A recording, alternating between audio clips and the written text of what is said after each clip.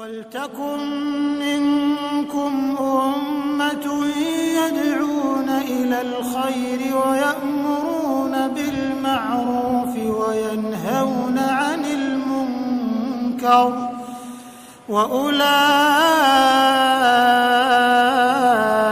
هُمُ الْمُفْلِحُونَ. Assalamualaikum warahmatullahi wabarakatuh. Alhamdulillah wassalatu wassalamu ala rasulillah wa ba'd. Saudara sekalian Allah subhanahu wa ta'ala, kesempatan kali ini saya ingin mengajak kita semuanya untuk menajamkan visi surga kita. Kita hidup di dunia, dan dunia ini adalah kesempatan untuk membangun dunia dan akhirat kita sekaligus. Tapi yang perlu kita tahu, perlu kita yakini, perlu kita ingat bahwa visi surga itu, visi akhirat itu harus jauh lebih kuat di benak kita dibanding visi dunia kita. Kenapa? Karena dunia ini memiliki banyak karakter yang tidak sebanding dengan akhirat. Yang pertama, dari sisi durasinya. Dunia ini selalu durasinya singkat. Sementara akhirat itu durasinya panjang dan berkekalan. Kita tidak bisa mengatakan bahwa kita akan tinggal di akhirat itu 1000 tahun, 2000 tahun, 1 miliar abad, 10 triliun abad. Tidak ada satuan waktu yang mampu menghitungnya karena di sana adalah kehidupan yang abadi. Adapun dunia ini, ketika kita memiliki visi dunia yang kuat sampai kita memiliki kekayaan, memiliki tempat tinggal yang mewah, begitu, memiliki kendaraan yang mewah, dan seterusnya, taruhlah kita katakan orang yang punya visi dunia yang kuat itu sukses di usia 30 tahun. Dan sisa waktu jatah hidupnya di dunia ini kira-kira tinggal berapa tahun ya? Dia bisa tinggali rumahnya yang mewah itu, bisa dia nikmati kendaraannya yang mewah itu. 30 tahun, 40 tahun. Cuma sebatas itulah waktu yang dijatahkan Allah kepada kita di dunia. Bahkan Rasulullah SAW mengatakan dalam sebuah hadisnya, hasadu ummati ma baina sittina wa sab'in. Masa panennya umatku itu antara 60-70 tahun. Itu usia rata-rata umat Nabi Muhammad. Oleh karena itu kita perlu untuk senantiasa mengingat makna seperti ini. Kemudian berikutnya, dunia ini selalu kebahagiaannya cacat, alias tidak sempurna. Kalau kita bahagia di dunia, selalu saja kita merasakan ada hal yang kurang. Umpamanya kita pergi ke sebuah pesta yang sangat mewah, pesta yang sangat megah. Kita ada saja hal-hal yang kita temukan, oh sayang sekali nggak ada ini, nggak ada itu gitu ya. Kalau kita lagi happy pergi piknik, kita lagi gembira begitu ya, ada saja hal-hal yang kurang. Anu ketinggalan, ini ketinggalan, dan begitulah seterusnya. Berbeda dengan kenikmatan surga yang sangat luar biasa, tidak dicampuri lagi dengan kesedihan, tidak ada lagi cacat, tidak ada lagi keluhan.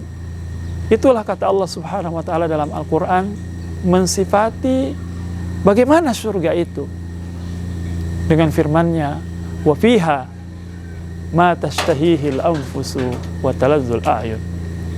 Dan di dalamnya terdapat apa yang diinginkan oleh jiwa dan disenangi oleh mata, wa antum fiha khalidun, dan antum kalian semuanya kekal di dalamnya.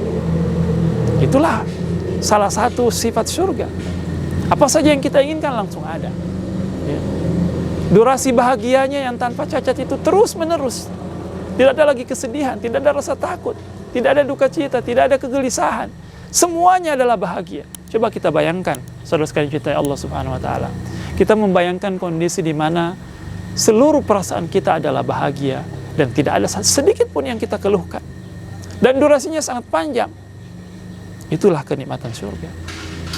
Maka perlu untuk kita menajamkan visi surga kita, alias surga itu seperti selalu hadir di benak kita, dalam pikiran kita, dalam perasaan kita, sehingga kita selalu termotivasi untuk mengejarnya. Ya. Sama seperti ahli dunia ketika memotivasi kita tentang cita-cita dunia kita. Para motivator itu mengatakan kalau Anda ingin mencita-citakan punya rumah dengan tipe tertentu, visualisasikan dalam benak Anda, dalam pikiran Anda. Oh, rumah saya ingin kamarnya 10, kamarnya 7. Ya. Ada kolam renang, ada fasilitas ini, ada fasilitas itu. Visualkan di pikiran, di perasaan, di hati kita supaya kita senantiasa terngiang-ngiang, termotivasi. Kalau kita ingin punya kendaraan merek tertentu, Alphard umpamanya, Fortuner umpamanya, atau kendaraan yang lain yang mewah itu, ya, hadirkan di perasaan kita, di benak kita, di hati kita.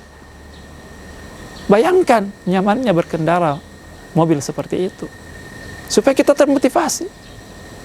Nah, saya kira perasaan seperti ini bagus, ya, dan itu boleh saja, ya.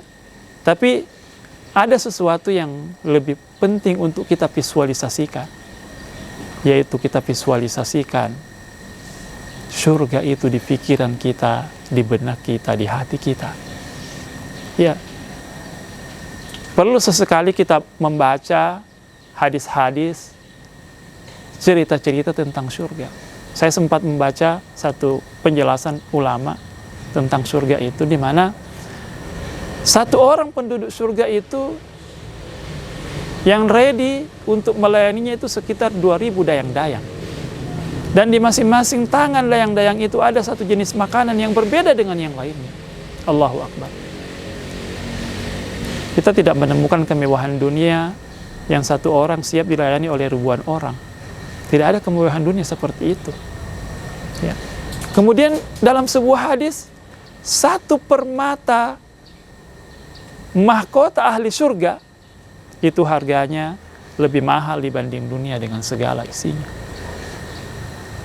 Allahu Akbar.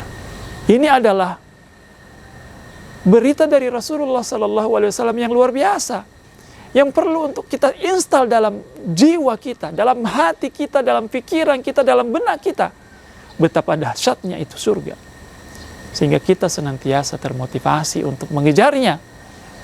Sama ketika seorang sahabat di masa Rasulullah SAW dalam sebuah ekspedisi militer dalam medan pertempuran, di sela-sela waktu istirahat, ada seorang sahabat mengumpulkan kekuatan beristirahat dengan memakan beberapa butir kurma. Ketika dia memakannya, tiba-tiba dia mendengar komando dari Nabi SAW yang mengatakan, siapa yang maju di medan laga ini, maju sekarang, untuknya surga. Maka dia datang kepada Nabi mengkonfirmasi ucapannya, kemudian mengatakan, betul ya Rasulullah, kalau saya maju, saya dapat surga. Kata Nabi, betul. Maka waktu itu dia mengatakan kepada makanannya yang dia pegang itu, kalau saya memakan makanan ini sampai habis, innaha lahayatun tawilah, ya, durasinya terlalu lama ini, saya ingin segera menjemput surgaku. Akhirnya dia maju ke medan laga. Itulah sikap mukmin terhadap visi surganya. Selalu dia berusaha mengejarnya, ya, mencita-citakannya, ya, kemudian melakukan amal yang maksimal, ya, dalam kehidupannya sehingga dia berhak berada pada surga pada levelnya yang tinggi. Karena sekali lagi tempat kita di sana ditentukan dari cara kita beramal di dunia ini.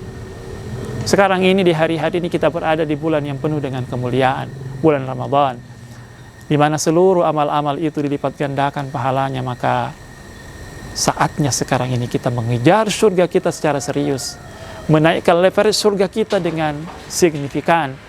Yang dengan itu kalau kita bersemangat, kalau kita bergairah, maka insya Allah Allah Subhanahu wa Ta'ala akan memberikan kepada kita apa yang menjadi cita-cita kita. Mari kita lipat gandakan ibadah kita, tilawah kita, sedekah kita, silaturahim kita, dan zikir kita, doa-doa kita, pengharapan kita kepada Allah Subhanahu wa Ta'ala, yang dengan itu insya Allah level surga kita akan naik di sisi Allah, dan itu menjadi cita-cita kita bersama. Assalamualaikum warahmatullahi wabarakatuh.